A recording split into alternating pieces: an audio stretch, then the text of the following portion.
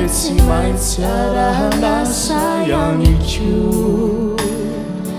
de hambarako aminao etona fizany hoe fahafasafatsy Jesos de jereko ra modely izay omeny fampoka sy feno fatratsy ihany ko vavaka sy asombenongeny no tanterahano anireo zay milaso ampizahai Jesosy iazona finona iasa mafeo amizao tontolo izao kana matetika zay izahay mizona de mba reno amin'ny fanahinao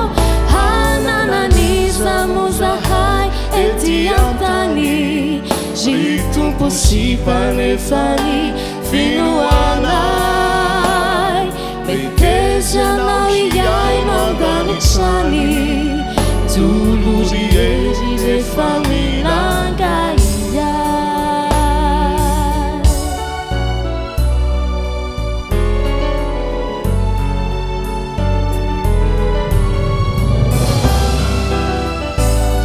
matetika de kely ny finona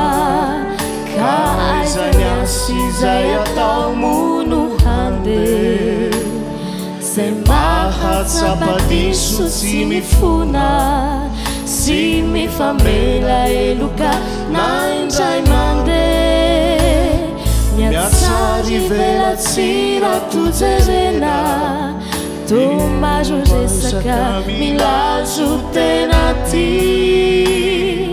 mbola eoko ny fitiavan-tena vonjy fa efa milovereny ty ampizahay Jesosy iazona finona iasa mafeo amizao tontolo izao kana matetika zay izahay mizona de mba reno amin'ny fanahinao hanananiza mo zahay ety antany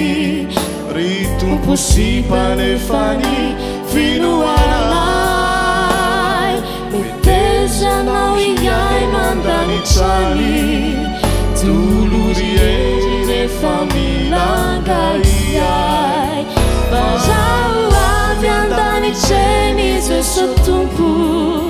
finona raha nasany tany aminao ufonatreo ireo toreo sy toloko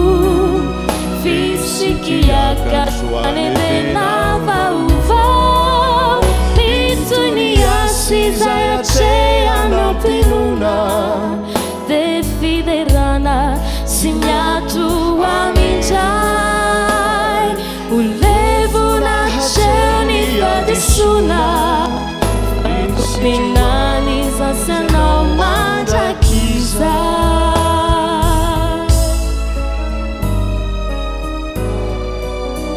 finany zasanao